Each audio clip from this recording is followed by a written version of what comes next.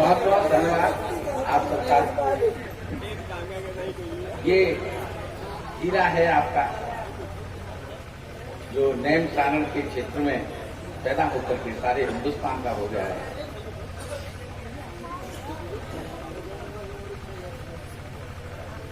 देश के सारे बड़े से बड़े लोग इनको स्नेह और प्यार करते हैं। इसका मैं साक्षी हूं, आपको आश्वस्त करता हूं। निश्चित रूप से इसकी वजह से ये क्षेत्र इन दिनों पहचाना जाने लगा है। वैसे इस क्षेत्र में बड़े से बड़े कवि दिए हैं, लेकिन इन दिनों इसका नाम सर्वोच्च शिखर पर है। एक बार जोरदार ताली अपने भाई के लिए बजा दीजिए। मैं अपने क्रम में हूं, एक दो छंद में भी आपको सुना देता हूं। हास्य का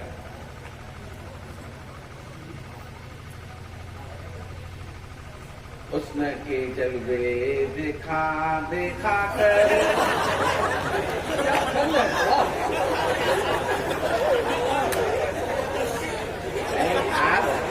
आप मेरी गायकी पर हंस रहे हैं। जब मैं गाता हूं तो ऐसा लगता है जैसे लता मंगेशकर गा रहा है।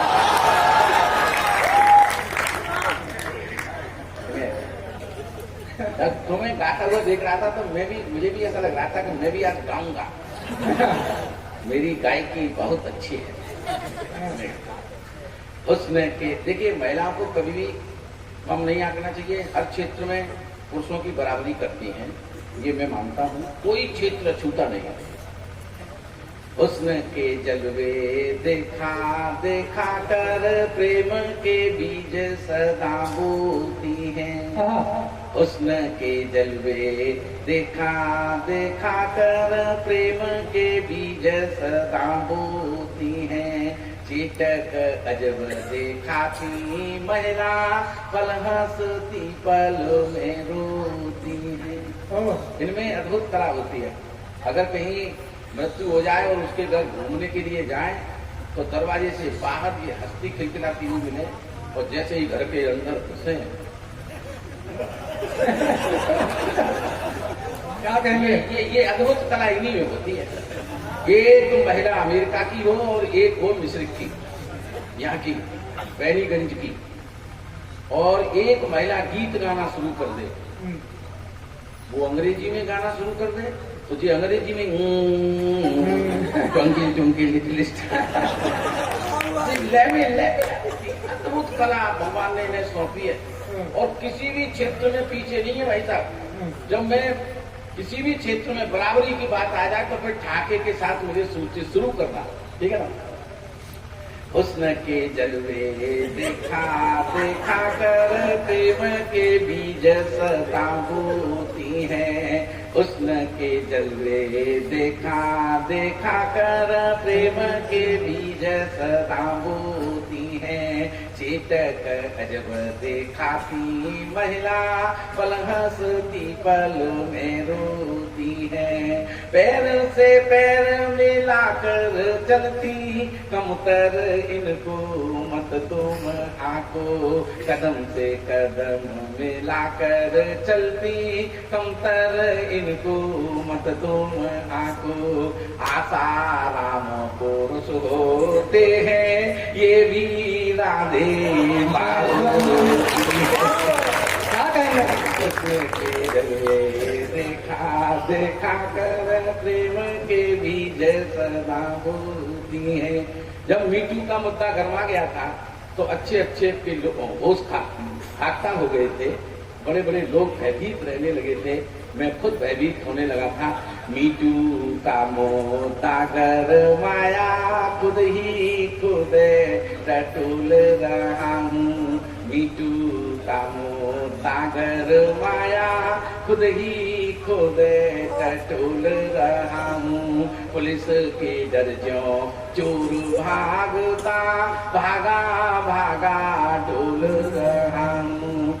पुलिस के डर ज्यों चोर भागता, भागा भागा डोल रहा हूँ। सपने में भी औरत दिखती, रूह तलक मेरी कप जाती।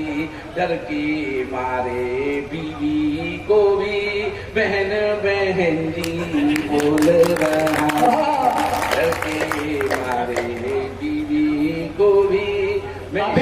अभी दादा ने कविता शुरू नहीं की है, आप लोग बैठे रहिए, अभी कविता नहीं, भूमिका बना देना। भूल का कुछ नहीं है, मैं इसलिए इतना बेसवा गा रहा हूँ कि ये जल्दी चलेगा।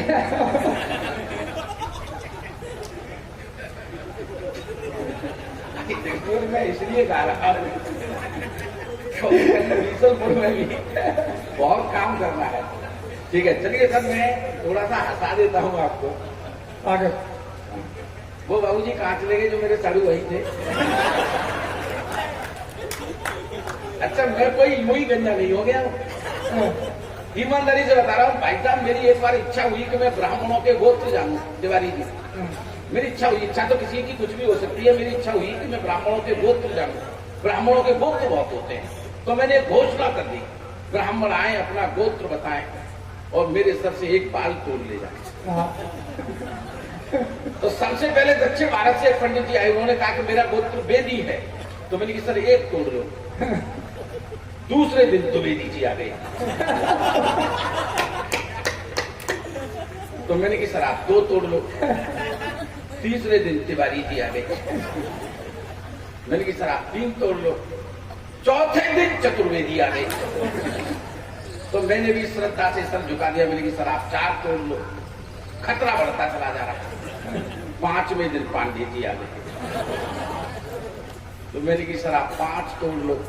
ठहाका तो अब लेना आप, 5 तोड़ लो। 6वें दिन जो पंडित जी आए, गोत्र नहीं बताया, जेब में हाथ डाला, माचिस निकाली, जला करके मेरे सर पे रख दी। फिर बोले कि मेरा गोत्र अग्निहोत्री है।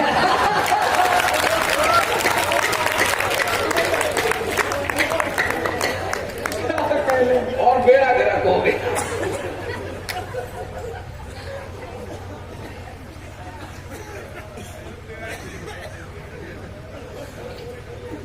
आदरणीय दरोगा जी आ गए। हम पुलिस की कविताएं नहीं सुनाते।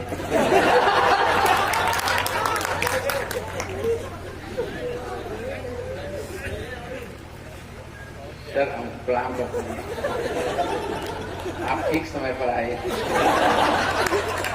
हमने ये कवि सम्मेलन जल्दी शुरू कर दी।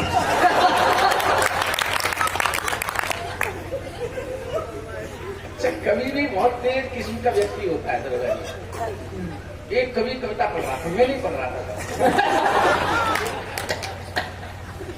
कवि ने कविता सुनाने से पहले कह दिया कि पुलिस चोर है। और नीचे बैठे बैठे दरोगा जी कविता सुनाए। बेटा नीचे उतर के आ, तब तुझे मालूम पड़ेगा कि पुलिस चोर है कि नहीं चोर है। अच्छा, कभी शब्दों का जादूगर तो होता ही है। कोई उसने कह दिया मैं कोई उत्तर प्रदेश की पुलिस के लिए थोड़े कह रहा हूं, मैं तो बिहार की पुलिस के लिए कह रहा हूं। अगर बिहार की पुलिस का कोई आदमी बैठा हो तो फिर मैं मध्य प्रदेश की पुलिस के लिए। तो उसने दरोगा जी बोले अच्छा बेटा अब तो हमें ही पढ़ा रहा है, जैसे कि हम यही नहीं जानते कि कहाँ की पुलिस चोर है।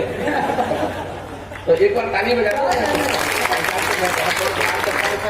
आपका आगमन हमारे, जब आप लोग जागते रहते हैं तब कहीं हम इस तरह के कार्यक्रम को अंजाम दे पाते हैं।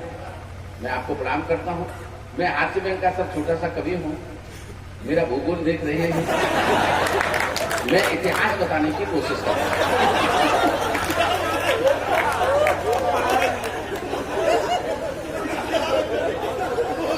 बस आनंद लेते रहिए। आनंद के लिए देखिए सर मैं कोई मुई गंजा नहीं हुआ।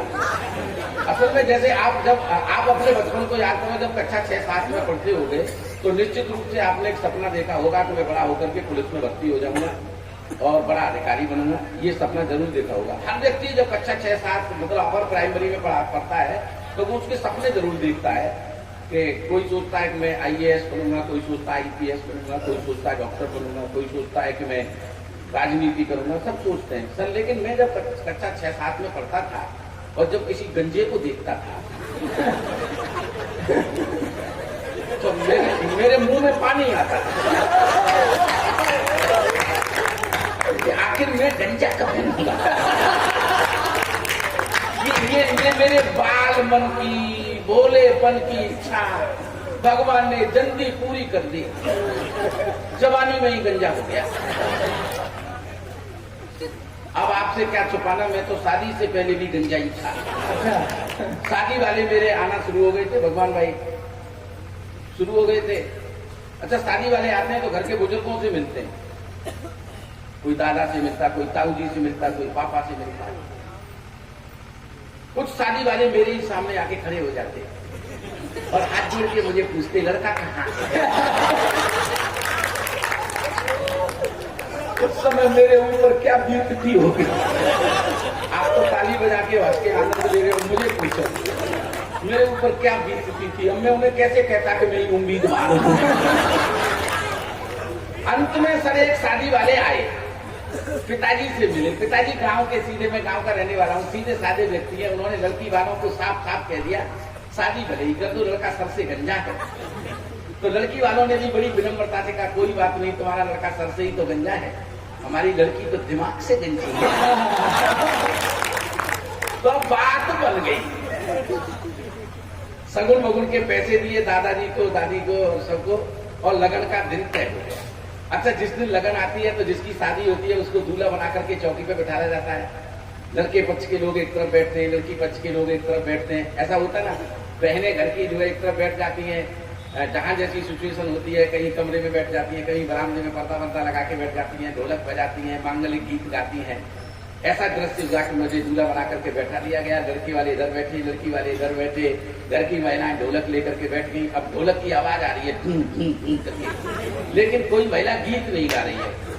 असल में उस अवसर पर दरोगा जी ये गीत गाया जाता है हमारे ब्रज अंचल में। आपके यहाँ पता नहीं कौन सा गाया जाता है, वहाँ ब्रज अंचल में ये गीत गाया जाता है, रघुनंदन फूले न समाए आई, हरे हरे आई मेरे अंगन। इस गीत को कोई महिला नहीं गाए। असल में गा क्यों नहीं रही थी? रघुनंदन यानी रामचंद्र जी गंजा थे ही नहीं। अब वो उस गीत को कैसे गाए?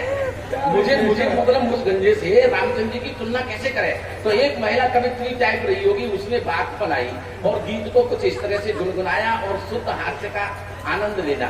उसने गीत को किस तरह से गुनगुनाया? अपने गंज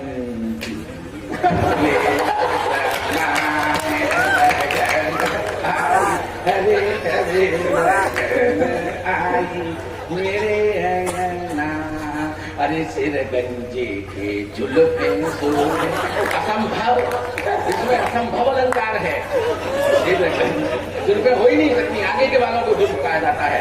सिर गंजे के जुल्फे सोने जुओं की भरमार। असंभव, जुए पड़ ही नहीं सकते। एक आनंद लेना, अगर किसी गंजे के सर पर कोई जू घूम रही हो और एक लंबा तगड़ा बाल उसके बगल में पड़ा हो तो समझ लो वो जू नहीं है, बल्कि गंजे का चरित्र प्रमाण पत्र है। ये बात तो दरोगा जी की समझ में भी आ गई। गंजे चलो पैसे और जुओ और ठाका लेना, बैठा बैठा बैठा मत उठे, क्योंकि कहाँ चल जा रहा है? अभी हमको कुछ करना है, यही कर ले।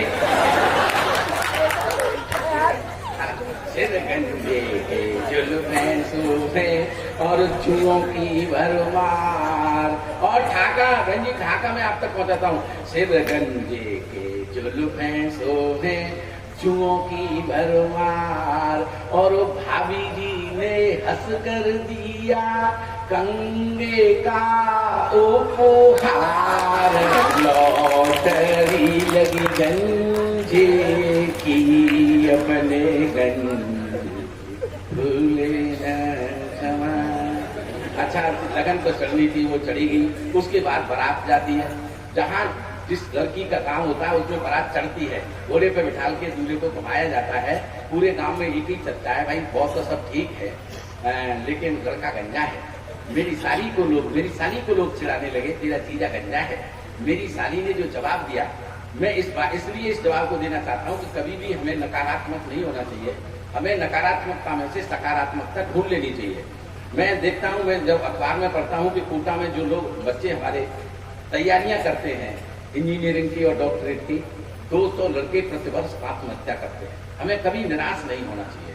ईमानदारी से सारा घर जल गया, अब बचाई क्या है? सारा घर जल गया, अब बचाई क्या है? और अगर मैं बच गया तो फिर जलाई क्या है? हमें कभी नकारात्मक नहीं होना चाहिए। मैं इसलिए जब मेरी साली को लोगों ने पकड़ करके कहा कि तेरा जीजा गंजा है, तो मेरी साली ने कहा कि अव्वल तो मेरा जीजा गंजा है नहीं, पैसे वाला है।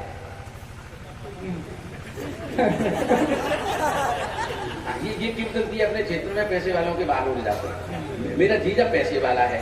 और फिर उसने जो तर्क दिया उस पर आप ठाका ले सकते हो, आनंद ले सकते हो कि काया के जिस भाग से लेते ज्यादा काम, बाल नहीं जमते वहां बंजर हो जाए चाहे। काया के जिस भाग से लेते ज्यादा काम, बाल नहीं जमते वहां बंजर हो जाए चाम, बंजर हो जाए चाम, बुद्ध पर जोर लगाते उन लोगों के सर अक्सर गंजे गंजे। अच्छा, मेरी सासू माँ ने मेरे ससुर जी से कहा कि तुमने कैसा लड़का ढूंढा है, सारे रिश्तेदार थू कर रहे हैं, पूरा गांव थू कर रहा है, सारे मोहल्ले के लोग थू कर रहे हैं, क्या गंजा लड़का ढूंढा है आपने मेरी अच्छी से इतनी सुंदर लड़की के लिए? तो मेरे ससुर जी ने कहा तुम्हारा तो दिमाग खराब है, लड़का गंजापन देख रही है आप तो, लेकिन उसकी विशेषता नहीं देख रही है। आजकल नया मोटर एक्ट बन गया है, व्हीकल एक्ट बन गया है ना? बिना हेलमेट के मोटरसाइकिल चला तो पुलिस वाले चालान कर देते हैं। अब अपना जमाई मोटरसाइकिल चलाएगा, बिना हेलमेट लगा के भी चला जाए तो किस पुलिस वाले की दम है जो पकड़ ले? वो डायरेक्ट हेलमेट लगाया होगा प्रतीत होता है। ये सर अपना अपना जुगाड़ सब फिट कर लेते हैं। लेकिन अच्छा, फिर उसके बाद में जिस लड़की की शादी होती है, ये बहनें बैठी है, इनका अनुभव होगा, जिस लड़के के साथ शादी होती है उसको जरूर छुपते छुपाते किसी भी तरीके से उसको देखना चाहती हैं। तो मेरी घरवाली भी अपनी सहेलियों को लेकर के मुझे देखने की जुगाड़ में थी कि शादी से पहले मैं अपने दूल्हा को देख लूं, आखिर है कैसा दिखता है। तो वो मुझे ढूंढती हुई जहां बारात ठहरी हुई थी वहां आ गई। अब शुद्ध हास्य देखना, आनंद लेना इसमें, आके की पराकाष्ठा तक पहुंचाता हूं आपको। अपनी सहेलियों के साथ ढूंढती हुई जहां बारात रुकी थी वहां आ गई और मैं सहरा उतार के लेटा हुआ था। दरवाजे में घुसते ही मैं वहीं सामने लेटा था, आते ही उसने मेरे पैर छुए, पिताजी नमस्ते। मेरा गलत हो गया, चांद ग्रहण के लिए आया था वो चांद ग्रहण हो गया। गलत कहते हैं लोग कि हर सफल आदमी के पीछे किसी महिला का हाथ होता है। मैं सर इस बात से कतई इत्तेफाक नहीं रखता कि महिला का हाथ होता है। अगर महिला का हाथ होता तो एपीजे अब्दुल कलाम साहब देश के राष्ट्रपति कैसे बनते? माननीय अटल जी देश के प्रधानमंत्री कैसे बनते? इसका मतलब है किसी महिला का हाथ नहीं होता। माननीय नरेंद्र मोदी जी देश के प्रधानमंत्री कैसे बनते अगर महिला का हाथ होता तो? अब मेरे तरफ से सहमत हो, वही झाका लगाना केवल। लेकिन मोदी जी प्रधानमंत्री बने हैं, इससे सिद्ध होता है कि हर सफल आदमी के पीछे गंजे का हाथ। क्या बात पहुंचाइएगा, इशारा समझ गए सर? हर सफल आदमी के पीछे गंजे का हाथ होता है, और एक नहीं, जब दो गंजों का हाथ होता है, मैं राजनाथ सिंह जी को भी नहीं छोड़ूंगा। जब एक नहीं दो गंजों का हाथ होता है, और राजनीति के इतिहास में सबसे अधिक तालियां देना, राजनीति के इतिहास में जब इस तरह की घटनाएं घटती हैं, तब कश्मीर से 370 और 35 जैसी धाराएं। अच्छा, 370 धारा 5 अगस्त को हटी थी, आप लोगों को जानकारी है। ऐसा लगा था कि 10 दिन पहले ही स्वतंत्रता दिवस मिल गया। ऐसा लगा था, मुझे ऐसा लगा था पूरे देश में एक अजीब सा माहौल था, हर जगह खुशियां मना रहे थे, लोग लड्डू बांट रहे थे, जेलों में तक खुशी थी। आसाराम बापू बहुत खुश थे। हाँ, तो पत्रकारों ने पूछा तुम क्यों खुश हो? धारा 370 हट गई, तुम क्यों खुश हो भाई? तुम क्यों लड्डू बंटवा रहे हो? आसाराम बापू ने कहा वाह, हम क्यों खुश नहीं हो? अब 370 तो खत्म हो ही गई, अब 71, 72, 73, 75। अब इसको खत्म होने में कितना समय लगेगा? और मोदी है तो सर हास्य को इस तरह से भी ढूंढा जा सकता है। मैं एक छोटी सी कविता सुना देता हूँ। एक कविता सुना दूंगा आपको, सुना, बहुत बहुत आनंद के साथ सुना। आजकल हमारे किसान जो है दिल्ली को घेरे हुए बैठे हैं और सरकार उनको उल्लू समझ रही है। लेकिन किसान इतने उल्लू होते नहीं है। एक छंद सुनना, ठाका केवल आप तक पहुंचाता हूँ। हल जोतते हैं और बैल हाँकते हैं, किंतु खेत में किसान सदा सीधा कूण लेते हैं। हल जोतते हैं और बैल हाँकते हैं, किंतु खेत में किसान सदा सीधा कूण लेते हैं। मान अपमान का रखते हमेशा ध्यान, श्रद्धा से मिले नहीं तो सत्तू सूंढ लेते हैं। श्रद्धा से मिले नहीं तो सत्तू सूंढ लेते हैं। गंगा नहाने जाए हरिद्वार काशी मध्य, बिना उस तरह के उन्हें पंडे मूड़ लेते हैं। और अब ठाके के लिए तैयार रहना। गंगा नहाने जाए हरिद्वार काशी मध्य, बिना उस तरह के उन्हें पंडे मूड़ लेते हैं। और अजनबी शहर में किसी की बारात जाए, पीने वाले वहां जाके भी ठेका ढूंढ लेते हैं। इतनी चतुराई होती है। पीने वाले वहां जाके भी ठेका ढूंढ लेते हैं। पीने वाले वहां जाके भी ठेका ढूंढ लेते हैं। और एक हास्य की, शुद्ध हास्य की कविता सुनिएगा कि दत्ता जब ते बूढ़े है गए, दत्ता जब ते बूढ़े है गए, घर की नजर में कूड़े रह गए। दत्ता जब ते बूढ़े है गए, घर की नजर में कूड़े रह गए। बत्तीसी को तो पता नहीं, मुंह में सिर्फ मसूड़े रह गए। बत्तीसी को अतो पता नहीं, मुंह में सिर्फ मसूड़े रह गए। और वो दो चुटियन की दीवानी अब उनके सिर पे जूड़े रह गए। दत्ता जब ते बूढ़े है गए, दत्ता जब ते उनके सर पे जूड़े रह गए। जो दो चुटियन की दीवानी अब उनके सर पे जूड़े रह गए। दत्ता जब ते बूढ़े रह गए, हाथन भर भर चुड़ियां पहनी, अब उन हाथन में चूड़े रह गए। दत्ता जब ते बूढ़े, दत्ता जब ते बूढ़े रह गए। और दुराचरण अनाचरण गधो कुर्सी पे, देखत घर के बूढ़े रह गए। दत्ता जब ते बूढ़े रह गए। और सुनना, जिसके कहने के लिए मैंने एक बात कह दी हो तो तालियां बजा करके मुझे सूचित करना। नेता राजनीति में गायब, नेता राजनीति में गायब, अब तो यार जमूरे रह गए। नेता राजनीति में गायब, अब तो यार जमूरे रह गए। ये कैसा देश था, कैसे कैसे लोग थे। हम इस पवित्र मंच पर हैं, कैसे कैसे लोगों की वजह से ये हमने इस तरह के प्राणों की रचना की। ये देश धन्य देश था। मैं एक छंद आपको सुना देता हूँ कि गौतम जाबाल व्यास वामदेव वाल्मीकि कपिल कणाद से महान ब्रह्म ज्ञानी थे। अर्जुन से वीर अम्बरीश के समान ऋषि हरिश्चंद्र कर्ण से महान यहाँ दानी थे। नारद से संत सती सीता अनसुईया सत्य सदाचार्य एक एक कवि थे। ऐसा था इस भारत के भाग्य का अतीत काल, सो यह सही उनका देवलोक की कहानी। क्या कहना, ये देवलोक के तुल्य भारत था।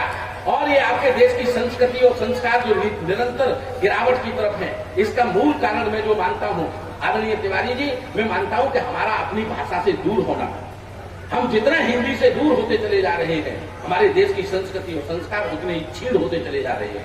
अगर हिंदी नहीं रही तो हिंदू नहीं रहेगा, और हिंदू नहीं रहा तो ये हिंदुस्तान भी नहीं।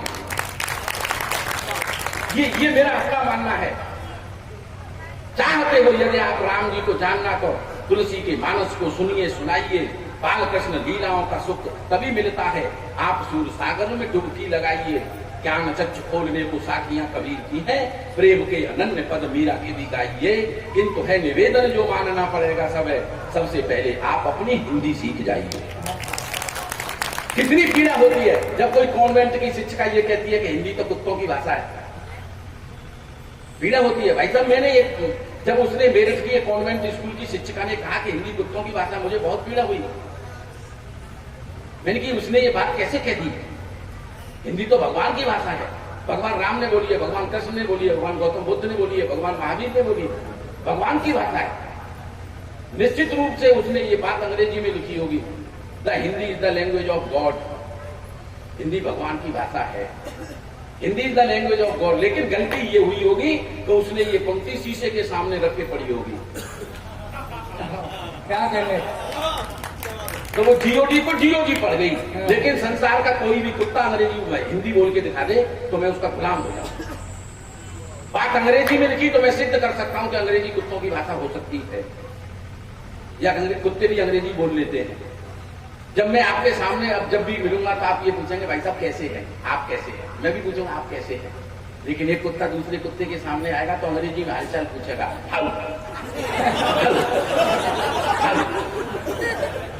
एक बार जोरदार तालियां बजा। अंग्रेजी बोल लेता, कुत्ता अंग्रेजी बोल लेता है। बोल लेता है, एक दो भैया बोल लेता है। एक और एग्जाम्पल लगता हूँ, अगर इससे सहमत नहीं है तो एक और सहमत हो जाओगे। सबसे वफादार चौकीदार हम किसको मानते हैं? कुत्ते को मानते हैं ना सर। रात में चौकीदार जब पहरा देता तो कितने शब्द प्रयोग करता है? तो जागते रहो या कौन है, इसके अलावा दूसरा शब्द नहीं होता रात में चौकीदार का, जो आपके मोहल्ले में चौकीदार करता है। जागते रहो या कौन है, रात में कुत्ते को सुन लेना आप।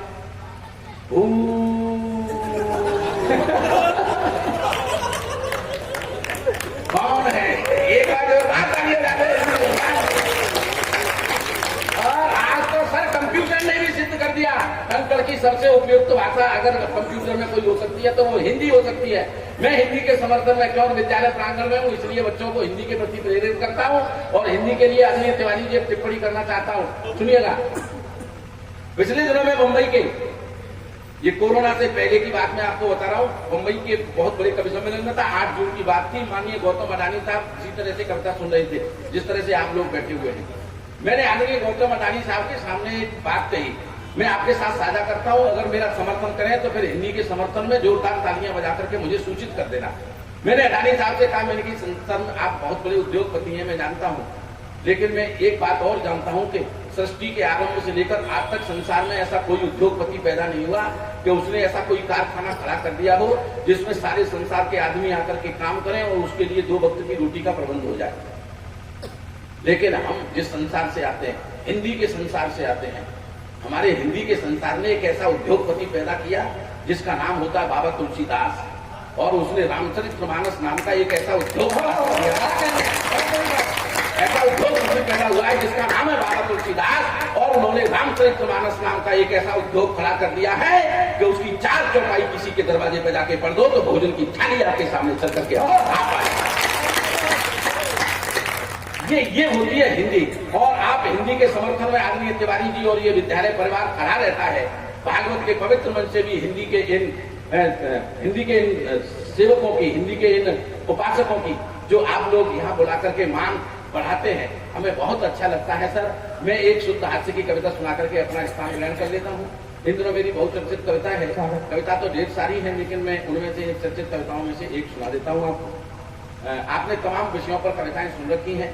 आपने बेटी पर कविता सुनी होगी, आपने पिता पे कविता सुनी होगी, आपने मामा पे कविता सुनी होगी, आपने दादा पे कविता सुनी होगी, दादी पे सुनी होगी, माँ पे सुनी होगी। माँ पे तो तमाम कविताएं लिखी गई, लेकिन एक रिश्ता हमारा ऐसा है जिस पर आज तक कोई कविता नहीं लिखी गई, वो रिश्ता है फूफा।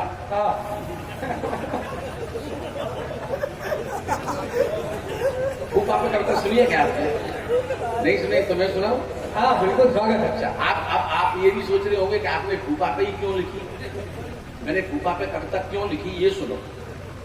तुलसी सूर कबीरा मीरा एक दिन सपने में आई, तुलसी सूर कबीरा मीरा एक दिन सपने में आए, छाती पीटी माथा ठोका आंखिन में आंसू ले आए, भक्ति भाव के हमने जाने कितने ग्रंथ बनाए, पर जब फूफा जी के ऊपर हमने 4 आंख लिख पाए। इतने बड़े कवि और फूफा जी पर 4 अक्षर तक नहीं लिख सके, और मैंने तो कविता लिखी है। अब बड़ा कवि कौन? तालियां बजाइए। मेरे कहने का मतलब ये है कि मुझे बड़ा कवि मान के सुनोगे तब आपको ये कविता अच्छी लगेगी। अच्छा, जब हम किसी विषय पर दर्जील भैया कविता लिखते हैं तो हमें कई चीजें तलाशनी पड़ती है।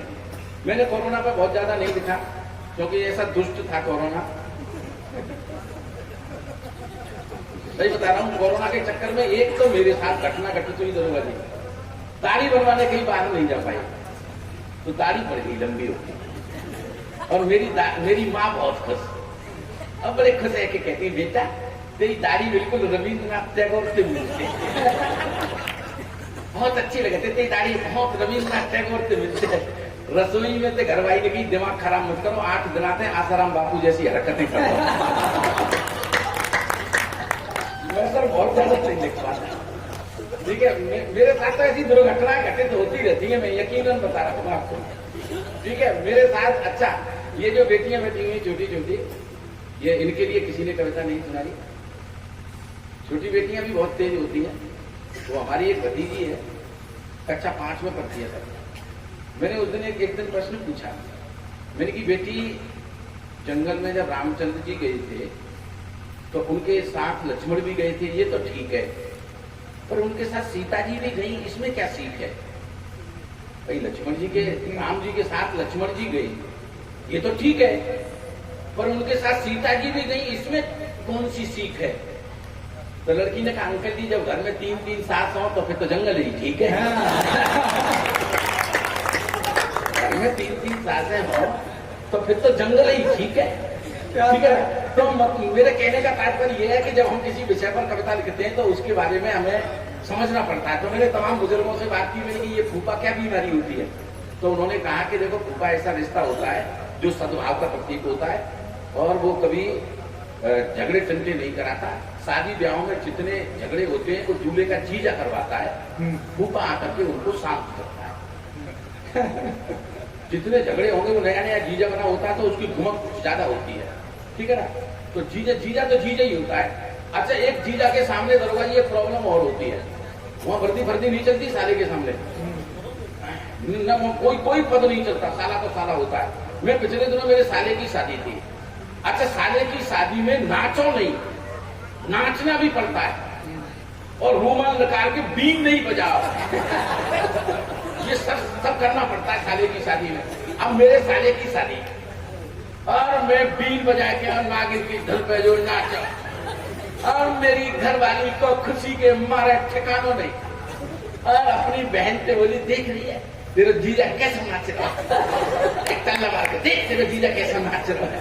और सारी जली भर के बोली कि बहन वो नागिन का नाच रहा है। नागिन को डांस तो मैंने पहले देखो, लेकिन गहराया नाचत वही पहली बार देखा। तो मेरे साथ सर जो घटनाएं घटे तो होती रहती है। तो वो आप सुनो, आनंद से सुनो, फूफा जी की कविता सुना रहा। तो जितने झगड़े चिंते होते हैं वो जीजा कराता है, फूफा तो आकर के शांत कराता है, बेटा शादी हो जाने दे, उससे पहले इस घर के जीजा हम हुआ करते थे। जो भूतपूर्व जीजा होता है वही फूफा हो जाता है। इस घर के जीजा हम हुआ करते थे, आज फूफा हो गए, कल तू भी फूफा हो जाए। अच्छा फूफा जी की सबसे पहले आवश्यकता किसको पड़ी? चक्रवर्ती सम्राट अशोक को। कलिंग युद्ध के बाद बहुत कार्मिक होकर के आत्महत्या करने की सोचने लगे थे, ये इतिहास साक्षी है इस बात का। तब उनके सगे फूफा तथागत गौतम बुद्ध ने उन्हें बौद्ध धर्म की दीक्षा दी और उनको मरने से रोका। तब मुझे लगा कि फूफा तो शांति का प्रतीक है। अब मैं कुछ तर्क देता हूं, हंसते हंसाते इस कविता को आप तक। बहुत सुंदर रचना है, पर तालियां बजाइए भाई। 3 युगों से 3 तर्क में आपके सामने लेके आता हूं। और बैनीगंज में यह कविता नहीं समझी गई तो फिर कहीं नहीं समझी। सुनेगा, झगड़ा कभी नहीं करवाते, शांत कराते फूफा जी। झगड़ा कभी नहीं करवाते, शांत कराते फूफा जी। तत्व जिंदगी का समझाते हमें हमारे फूफा जी। तत्व जिंदगी का समझाते हमें हमारे फूफा जी। पहला तर्क सुनना सर, फूफा के अभाव में कहां सर्वनाश हुआ? जहां जहां फूफा होते हैं वहां शांति हो जाती है और जहां फूफा नहीं होते वहां सर्वनाश हो जाता है। ये मैं आपको तर्क के साथ, आप केवल ठाके के उद्देश्य से इसको सुनना, बहुत ज्यादा गंभीरता में आने की जरूरत नहीं है। झगड़ा कभी नहीं करवाते, शांत कराते फूफा जी। तत्व जिंदगी का समझाते हमें हमारे फूफा जी। महाभारत का युद्ध न होता, महाभारत का युद्ध न होता, चीर हरण भी ना होता। महाभारत का युद्ध न होता, चीर हरण भी ना होता, समय से पहले मरे न होते अगर कृष्ण के फूफा। क्या कहेंगे, क्या कहेंगे? समय से पहले पांडु सगे फूफा थे, पांडु के मरने के बाद ही ये सर्वनाश हुआ। समय से पहले मरे न होते श्री कृष्ण के फूफा जी। और सीता हरण कभी नहीं होता। अब इस तर्क, ये तर्क आपकी समझ में आए तो फिर तालियों का हुजूम खड़ा करना। सीता हरण कभी नहीं होता, ना रावण यूं मारा जाता। सीता हरण कभी नहीं होता, ना रावण यूं मारा जाता। सुपड़ खा के पतियद होते मेघनाथ के फूफा। सीता हरण कभी नहीं होता, ना रावण यूं मारा जाता। सुपड़ खा के पतियद होते मेघनाथ के फूफा जी। और ये रंगों का त्योहार न मनता, कभी होलिका ना जलती। रंगों का त्योहार न मनता, कभी होलिका ना जलती। हिरणाकुश के जीजा होते प्रहलाद भक्त के फूफा।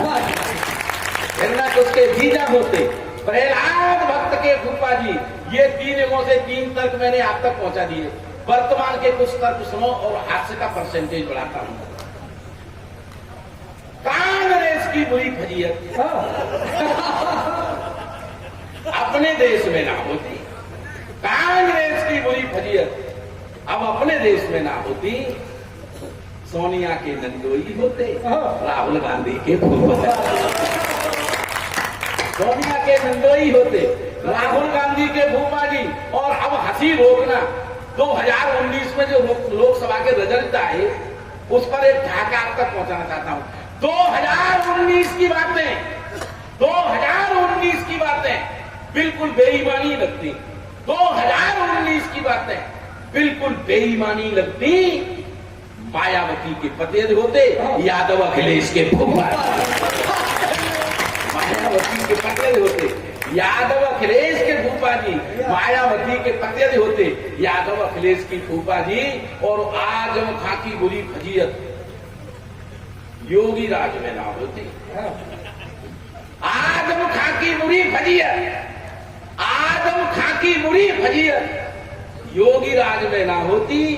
हाथ जोड़कर अमित शाह को यदि वो कहता फूफा जी, हाथ जोड़कर अमित शाह को यदि वो कहता फूफा जी, है ना।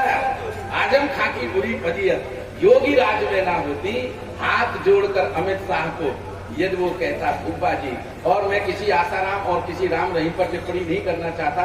एक मैं इन बहनों को नसीहत देना चाहता हूँ, उन महिलाओं की इज्जत हर एक घड़ी खतरे में है, उन महिलाओं की इज्जत हर एक घड़ी खतरे में है जो आश्रम और गुफा वालों को समझ नहीं है फूफा जी, जो आश्रम और गुफा वालों को समझ नहीं है फूफा जी। और हमने 2019 में मोदी जी को पुनः प्रधानमंत्री इसीलिए चुना क्योंकि हम भी सस्ते में मोदी जी को निकलना नहीं चाहते, निकल देना नहीं चाहते। 15 लाख का उन्होंने वादा किया था और अभी तो आई नहीं है। और जब तक 15 लाख नहीं आएंगे तब तक हम उन्हें फूफा चुनते रहेंगे। बिल्कुल समझे ना, हम भी इतने सस्ते में नहीं जाने देंगे उनको, ठीक है ना। तो बस यही आनंद की स्थितियां बनी रहे। लेकिन अंत में मैं कंक्लूजन का एक बंद और इसमें यूपी के हालात देखकर, यूपी के हालात देखकर अब हमको ऐसा लगता है, यूपी के हालात देखकर अब हमको ऐसा लगता है महंगाई यदि कम हुई तो बदल जाएंगे फूफा जी, महंगाई यदि खत्म हुई नहीं तो बदल जाएंगे फूफा जी। ये चेतावनी है। कभी का काम सचेत करना भी होता है। विद्यालय परिवार का कवि सम्मेलन है। सर मैं आपने बहुत अच्छा ये भागवत का आयोजन कराया है, लेकिन कवि क्या कहना चाहता है, मैं 2 पंक्तियों का कवि माना जाता हूँ। मैं आपको सुनाना चाहता हूँ कि मेरे हाथ में सिर्फ इसलिए, मेरे हाथ में सिर्फ इसलिए कोई दुखी रेखा नहीं है, मेरे हाथ में सिर्फ इसलिए कोई दुखी रेखा नहीं है, माता पिता के अलावा मैंने किसी भगवान को देखा नहीं। कुछ माता पिता के चरणों में चढ़ाता है। और क्यों विद्यालय परिवार का प्रोग्राम है और ये बच्चे जो बैठे हुए हैं, मैं उनको एक 4 पंक्तियां संदेश की और देना चाहता हूं कि सफलता उनको मिलती है जो मन में ठान लेते हैं, सफलता उनको मिलती है जो मन में ठान लेते हैं, बड़ों की बात सुनते हैं, उन्हें फिर मान लेते हैं, बड़ों की बात सुनते हैं। आपको कामयाब होने से कोई नहीं रोक पाएगा। इन पंक्तियों को आप अपने जीवन में साथ रखना। सफलता उनको मिलती है जो मन में ठान लेते हैं, बड़ों की बात सुनते हैं, उन्हें फिर मान लेते हैं। समय सबको ही मिलता है, ये प्रकृति का नियम है निश्चल। बुलंदी वो ही छूते हैं जो वक्त पहचान लेते हैं, बुलंदी वो ही छूते हैं जो वक्त पहचान लेते हैं। मैं वक्त पहचान गया हूँ। मुझे लग रहा है कि अब ये बहुत समय हो गया है, इतने समय तक ये कार्यक्रम नहीं चलना चाहिए। आज की अध्यक्षता कर रहे हमारे बहुत परम प्रिय मित्र कमलेश द्विवेदी जी के मौसी जात भाई हैं, छोटे हैं आप, संजय द्विवेदी सर। मैं उन्होंने 2 मिनट और आदरणीय अध्यक्ष जी का वो धन्यवाद ज्ञापन के लिए सर आएंगे। आप अगले वर्ष तक के स्थगन की घोषणा करनी है और ये कवि सम्मेलन कैसा लगा अपने व्यूज इस पर रखने हैं। आदरणीय